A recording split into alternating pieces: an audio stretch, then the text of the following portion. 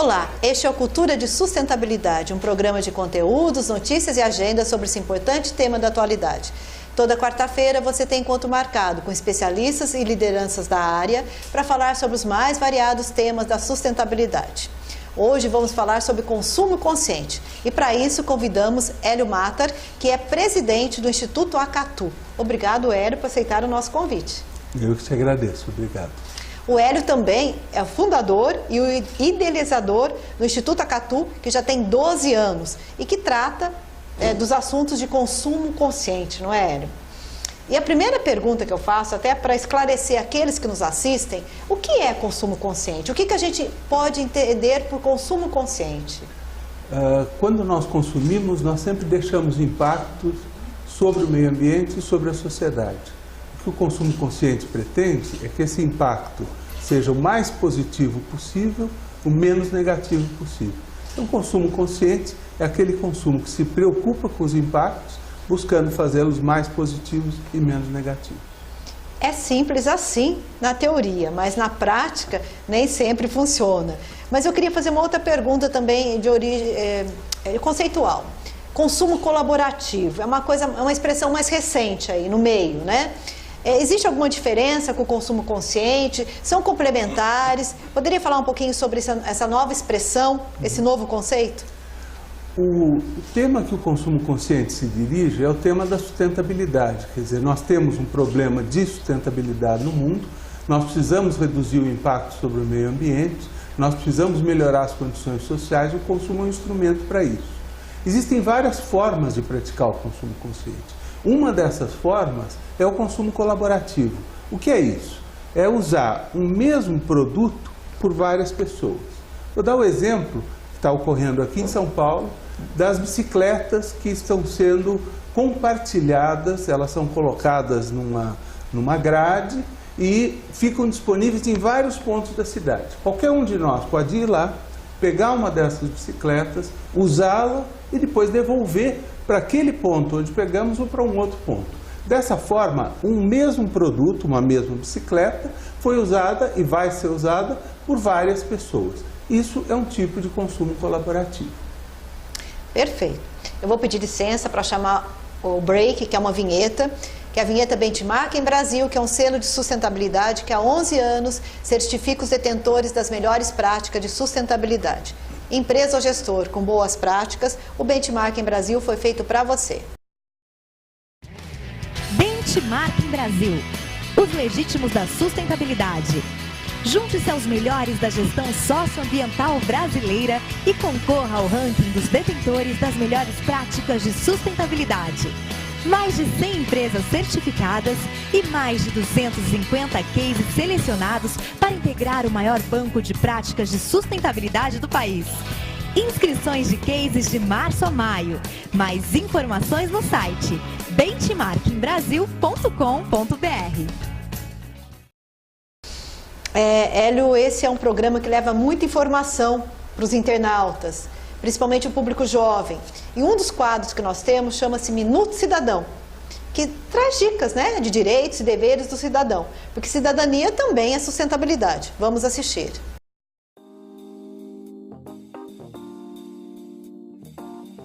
Olá! Você sabe o que é imposto indireto e quanto eu e você pagamos referente a esses impostos? O imposto direto, ele não fica destacado na mercadoria e no serviço. É o que a gente chama de imposto invisível. Com isso, o contribuinte, ele não sabe qual que é a participação dele nesse pagamento e com isso ele não cobra o governo para onde são utilizados esses recursos. No total dos impostos pagos, cerca de 40% representam o pagamento de impostos indiretos referente a serviços e mercadoria. Alguns exemplos. Na conta de energia elétrica, o total de imposto pago é 31%. No feijão, 32% pagamos de imposto. E numa garrafinha de água mineral, é um total de 37% de imposto embutido no valor da água. Nesses casos, o pobre paga o mesmo valor de imposto do que o rico. E com isso, a gente fala que existe uma não distribuição tributária no total do imposto pago em mercadorias e serviços. É o Minuto Cidadão levando informação até você. Estamos em estúdio entrevistando Hélio Matar. Continuando a nossa entrevista, eu gostaria de falar um pouquinho sobre obsolescência programada. Você escreveu um artigo sobre isso, chamado Obsolescência Programada. Para quê e para quem? Queria que você falasse um pouquinho sobre essa situação que vem ocorrendo e quais são os impactos desta obsolescência programada no consumo. No final da década de 20, durante a recessão de 29 nos Estados Unidos, a indústria de lâmpadas fez um acordo. As lâmpadas que duravam 2.500 horas iam passar a durar 1.500 horas. Com isso, nós, consumidores, íamos ser obrigados a trocar mais lâmpadas. Com isso, as empresas iam produzir mais lâmpadas e os trabalhadores iam ter mais emprego. Essa é a origem da obsolescência programada, planejada, como é falado. Naturalmente, toda obsolescência programada, seja porque muda a tecnologia, porque muda o produto oferecendo outras funcionalidades, outras coisas que o produto anterior não tinha, seja porque o produto quebra e não tem mais jeito, não tem mais conserto, ela ajuda as empresas a produzir mais, os trabalhadores a terem mais emprego, mas ao consumidor ela tem um custo, que é o custo de comprar o produto de novo. Ao meio ambiente ela tem um custo, que é o custo de, ao produzir, impactar o meio ambiente negativamente. De maneira que, se nós vamos querer uma sociedade mais sustentável, nós vamos precisar terminar com esse conceito de obsolescência programada. Isso não quer dizer que os produtos não vão melhorar, que eles não vão se tornar mais modernos. Isso quer dizer que as empresas vão precisar encontrar maneiras de fazer com que um produto possa ser modificado, possa ser reformado, consertado, como a gente diz na linguagem de computador, possa ser upgraded. Quer dizer, ele vai melhorando, mas é o mesmo produto. Até mesmo a parte de fora a gente vai poder trocar, mas é o mesmo produto. Esse vai ser um produto durável e não nem descartável e nem um produto de obsolescência programada. E os impactos disso no consumo consciente não são nada agradáveis, não é isso? Na verdade, os impactos de todo o consumo numa sociedade insustentável, como é o nosso caso, é sempre ruim. Porque se a sociedade é insustentável, é porque ela está exigindo do planeta mais do que o planeta consegue fornecer. E ela está dando para a sociedade menos do que a sociedade precisa. Então está indo além dos limites do planeta e não está atendendo às necessidades sociais. A obsolescência programada, de um certo ponto de vista, ela atende uma necessidade social, que é a necessidade social de emprego. Mas a pergunta é, será que a gente terminando com ela vai desaparecer o emprego? Não vai, porque basta a gente pensar, pega uma roupa ela vai ser obsoleta no momento que muda a moda. Eu pego essa mesma roupa, levo numa costureira, num costureiro, peço para fazer uma reforma e ela fica na moda de novo. Eu aproveitei o pano, todo ele, aproveitei os botões, etc. Portanto, eu fiz com que aquilo que antes era obsolescência programada se tornasse um produto durável. Usou o que para fazer isso? Mão de obra. Toda obsolescência programada substituída por produtos duráveis vai precisar de mais serviços, que significa mais mão de obra. Usa muito mais mão de obra para fazer um conserto, um reparo, um upgrade, do que para produzir, que é industrial, é feito por máquinas e poucas pessoas. Então, a sociedade do futuro vai ser uma sociedade mais do serviço do que uma sociedade industrial. Perfeito. Eu vou fazer uma pergunta para você responder depois do break. O Instituto Acatu faz muitas pesquisas. Em 2010, ele fez uma pesquisa sobre o consumidor brasileiro e a sustentabilidade. Eu quero que você fale sobre esses principais resultados depois do break, que eu vou chamar, com a vinheta Publicações, que são livros, revistas, guias, que o Instituto mais tem e que tem para free download no site que aparece aí para vocês na tela, assim como se quiserem adquirir. Muitas dessas publicações são distribuídas gratuitamente nos eventos que realizamos. É leitura obrigatória para quem trabalha ou se interessa pelo tema sustentabilidade. Revistas, livros, guias e e-books. Revista Benchmarking. Série Benchmais. e-books, black books e guias. Conteúdos avançados para a atualização em educação e práticas de sustentabilidade. Mais informações no site institutomais.org.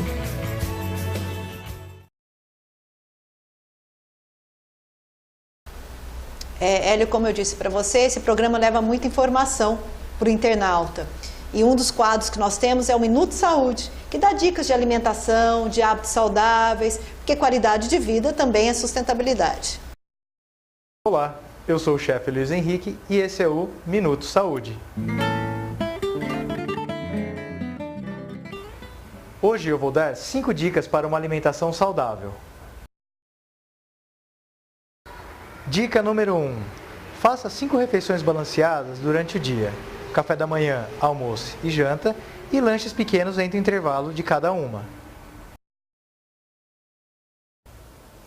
Dica número 2. Nunca passe mais de 3 horas sem se alimentar. Dica número 3. Evite comer petiscos gordurosos e extracalóricos durante as refeições. Dê preferência a barrinhas de cereais, frutas e cookies integrais. Dica número 4. Coma a maior variedade possível de alimentos em cada refeição, de vitaminas, proteínas, frutas e vegetais. Dica número 5. Ingira bastante água durante o dia todo. Principalmente nos dias de calor, o consumo deve ser de no mínimo 1,5 litro. Use essas dicas no seu dia a dia e tenha uma vida cada vez mais saudável. Uma vida sustentável é uma vida bem aproveitada. Até a próxima! Voltamos com a entrevista de Hélio Matar e o Hélio vai falar para nós sobre os resultados dessa pesquisa de 2010 sobre o consumidor brasileiro e a sustentabilidade. O grande interesse da pesquisa que o Acatu desenvolve junto ao consumidor é saber qual é o nível de consciência do consumidor no consumo. Isto é, o quanto o consumidor cuida para que o impacto do seu consumo seja o mais positivo possível, o menos negativo possível. Há muitos anos, em 2003, nós desenvolvemos 13 comportamentos, estatisticamente, que constituíram um teste, que nós chamamos de teste do consumo consciente. E aí nós aplicamos esse teste em 2003, 2006, 2010, e aliás acabamos de aplicar agora, novamente.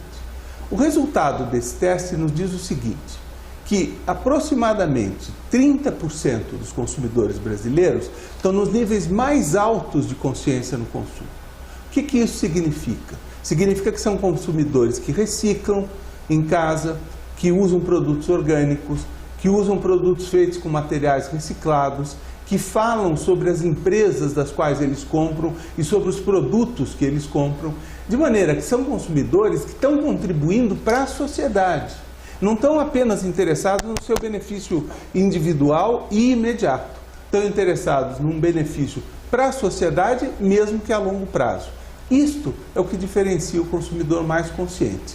Os demais consumidores fazem as coisas que têm a ver com economia. Economizar água, economizar energia elétrica, planejar a compra de alimentos de maneira a economizar alimentos, mas são todos comportamentos que têm um impacto imediato e individual, de um modo geral, na redução do gasto que o consumidor tem. De maneira que o interesse do consumidor é muito menos o coletivo, a comunidade, e muito mais ele próprio e imediatamente. A pesquisa de 2010 mostrou aproximadamente 30% nesta categoria mais alta e 70% nas duas categorias mais baixas. O que mostra, de um lado, positivamente, que quase 1/3 da população brasileira está atenta aos problemas do consumo.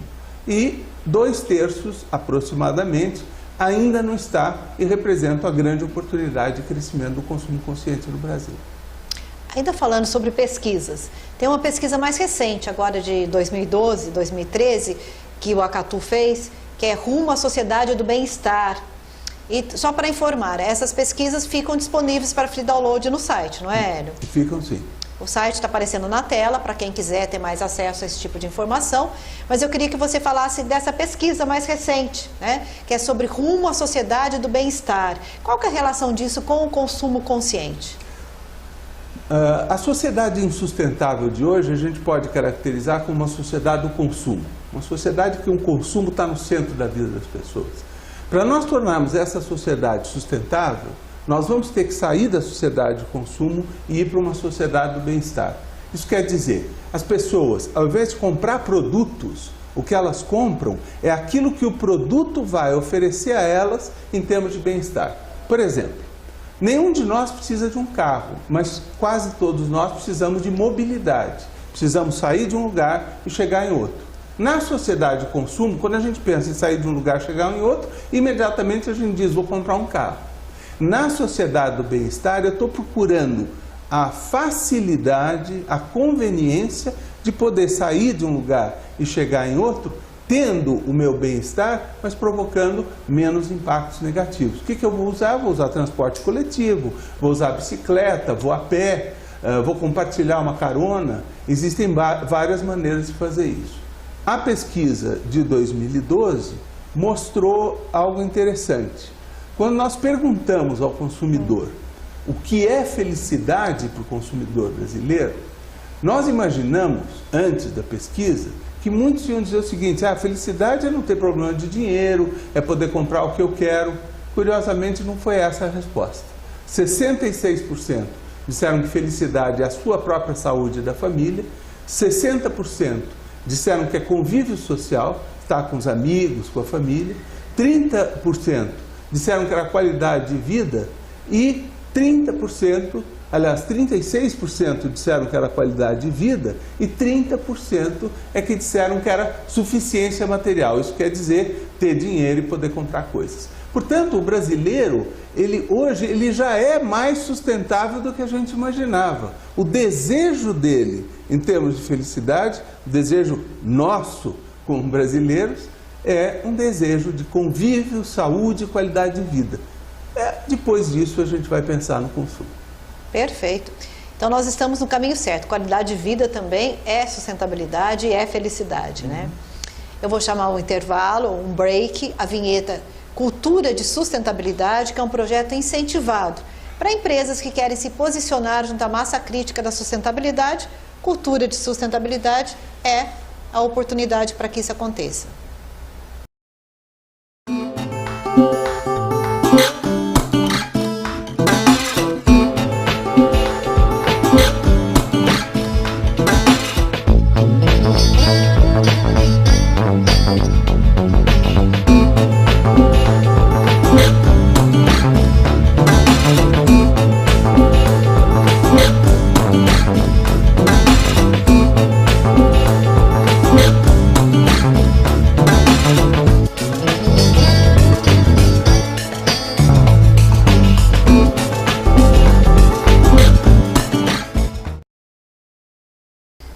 Um dos quadros que nós temos aqui chama-se Virando do Avesso, que é um quadro de educação ambiental, né? E de inclusão social. Por quê? Porque ensina as pessoas a transformarem um novo produto aquilo que seria descartado. É um incentivo ao consumo consciente, dá uma vida útil maior para aquilo que seria descartado. Vamos assistir a dica de hoje do Virando do Avesso.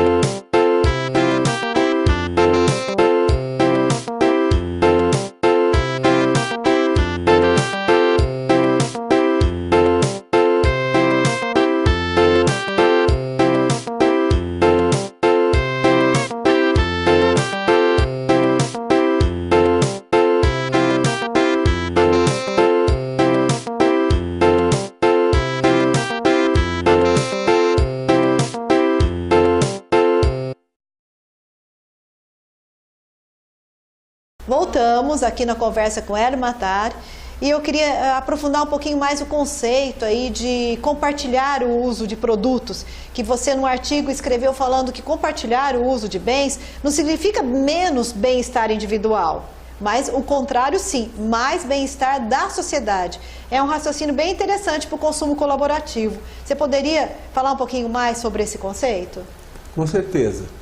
Quando se fala em consumo consciente para a sociedade, para o consumidor em geral, muitas vezes vem uma imagem de que a gente está falando de sacrifício, de perda, de consumir menos. Na verdade, consumir conscientemente é consumir diferente. Ao invés de consumir para acumular bens, para ter bens, para comprar bens, a gente está consumindo em busca de um bem-estar. Então, no caso do compartilhamento, eu vou dar um exemplo que ocorre fora do Brasil e ainda não ocorre no Brasil. Os prédios no exterior, eles têm uma lavanderia na parte do térreo do prédio, onde todos os moradores do prédio usam aquela lavanderia e compartilham as máquinas de lavar entre eles. De maneira que cada morador não precisa comprar a sua própria máquina de lavar. Como a gente usa uma máquina de lavar 1, 2, 3 vezes por semana, a gente não precisa ter uma máquina sentada esperando pela gente a maior parte do tempo. Então, o consumo colaborativo diz, eu vou ter a minha roupa lavada, esse é o meu bem-estar. Eu vou ter a minha roupa exatamente como eu tinha antes, quando tinha a máquina em casa. Só que agora eu vou usar uma máquina compartilhada. Esse é o sentido do colaborativo. Vamos pegar um outro exemplo. Num prédio, seria possível pensar de ter um centro de impressão para todo mundo que usa computador naquele prédio. De maneira que você mandaria para esse centro e vai lá buscar, de maneira que cada um dos apartamentos não precisaria ter uma impressora. Dessa mesma maneira, a gente pode compartilhar uma série de coisas. E aqui em São Paulo, a gente já está compartilhando carros, por exemplo. Existe uma empresa que aluga carros por hora. Então a gente pega o carro num estacionamento e depois pode devolver esse carro num outro estacionamento. Ele complementa o serviço público de transporte. Eu pego o serviço público até perto de um estacionamento, depois não consigo pegar o serviço público para ir até onde eu vou, eu alugo aquele carro com o meu cartão de crédito, coloco lá no carro, ando com ele, tiro o cartão de crédito, devolvo o carro e está feito. Nesse caso, se está compartilhando o carro, você não precisa comprar o carro. Você usa o carro conforme você precisa dele, naquele momento em que você precisa. Isso é muito interessante. O consumo colaborativo pode mudar, né, a forma de vida em sociedade, ou pode mudar uma cidade, né? Sobre esse raciocínio, sobre essa informação. Mas isso ainda é muito pouco. Eu acho que não acontece em todas as cidades. Você citou exemplos de São Paulo. Mas seguramente isso não acontece em cidades longe aqui do grande centro, né? Teria alguma região, alguma cidade, mesmo fora do Brasil, onde o consumo colaborativo mudou de forma significativa o modo de vida dos seus moradores? Na verdade, eu não saberia citar uma cidade onde isso aconteceu, mas certamente a Europa, por exemplo, é um lugar onde se acumula muito menos bens e se compra muito menos no consumo do que nos Estados Unidos. Tanto é verdade que se a gente pegar o modelo europeu de consumo e colocar toda a humanidade nesse modelo, a gente vai precisar de aproximadamente 3 planetas. A gente não tem. Se for o modelo americano, a gente precisa de 5 planetas, que também a gente não tem. Mas é claro que é melhor só precisar de 3, porque é mais fácil sair de 3 para 1 do que sair de 5 para 1. O consumo colaborativo é um desses movimentos. O consumir produtos duráveis e não descartáveis é outro desse movimento. O consumir produtos virtuais, como consumir música, leitura e filmes, é outro movimento em substituição ao CD, que é físico, ao DVD, que é físico, e ao livro, que é físico. Hoje a gente tem a possibilidade de ler, de ir ao cinema, assistir um filme e de ouvir música sem precisar de nada físico, exceto o aparelhinho de MP3. Essa é a sociedade do futuro, uma sociedade mais sustentável que a de hoje. E eu vou aproveitar, tá falando de inovações tecnológicas, coisas que os jovens gostam muito, né? Nós temos um quadro que chama-se Pegada Jovem. É uma dupla de repórteres jovens que vai até a rua perguntar aos jovens o que eles pensam sobre o tema que nós estamos discutindo aqui em estúdio, né? Vamos ver o que o jovem pensa sobre o consumo consciente. Consumo consciente é consumir com responsabilidade. Vamos ver o que o jovem pensa sobre isso? Você pratica consumo consciente? Sim. Dê um exemplo de que você faz. Eu poupo na hora de consumir água e tento reutilizar da maneira que eu acho que é viável. Por exemplo, reciclar a caixinha do leite, essas coisas assim. Eu não me importo muito de comprar de acordo com a empresa, se ela é sustentável ou não. Mas na medida do possível que eu consigo reciclar, eu reciclo. Papel, sulfite também bastante. E você? Eu também, e acho importante o que está tendo das pilhas e referente às lâmpadas, que algumas empresas agora elas são obrigadas a recolher, eu acho bacana. Eu tento comprar coisas que eu realmente vou usar para não ter desperdício. Eu prefiro produtos orgânicos no supermercado. Você se considera um consumidor consciente? Sim, me considero. Sempre quando compro um produto, eu procuro ver a procedência dele, ser fabricado por empresas que contratam mão de obra que não seja escrava, né, ou infantil, ou que são produtos que não degradam o meio ambiente, ou que são produtos que não são provenientes de exploração, né, de algum recurso que seja já escasso. Voltamos em estúdio com Hélio Matar. E vou fazer uma das últimas perguntas aqui, estamos chegando ao final dessa entrevista, é um tema que não se esgota em 30 minutos, mas qual é a sua visão de futuro para o consumo consciente, Hélio? Uma coisa é eu dizer qual é a minha visão que eu gostaria de ver, outra coisa é aquilo que de fato vai acontecer. O que eu gostaria de ver é uma sociedade onde a gente tivesse o consumo como instrumento de bem-estar, não como um fim em si mesmo. Quer dizer, as pessoas não vão consumir por consumir. Ninguém vai esperar a felicidade do consumo. As pessoas vão esperar a felicidade das relações, das amizades, dos afetos, dos amores. É uma sociedade onde se vai viver para trabalhar, não vai se trabalhar para viver. Hoje, muita gente praticamente só trabalha. Vai de manhã para o trabalho, volta cansado à noite para casa, mesmo no fim de semana está carregando algum trabalho. Essa não é uma boa sociedade, ela não é sustentável individualmente. Além de ela não gerar mais empregos para pessoas que precisam do emprego. Essa sociedade sustentável do futuro será uma sociedade que se trabalhará menos, talvez se ganhará um pouco menos, mas não se precisará consumir tanto e, portanto, ninguém vai se endividar para consumir, ninguém vai trabalhar até morrer para consumir e vai se viver mais tempo com a família, com os amigos, que é o que as pessoas de fato querem. Essa, para mim, seriam algumas das características do que é a sociedade sustentável do futuro. Eu quero agradecer a sua presença aqui, compartilhando com a gente seus conhecimentos em consumo consciente, muito importante para a mudança de hábitos, para a cultura da sustentabilidade, que é o nome deste programa. E quero agradecer a você também, internauta, que acompanhou conosco esse programa e convidá-lo para o nosso próximo programa, sempre às quartas-feiras, trazendo um tema atual e relevante. Eu espero vocês. Até lá!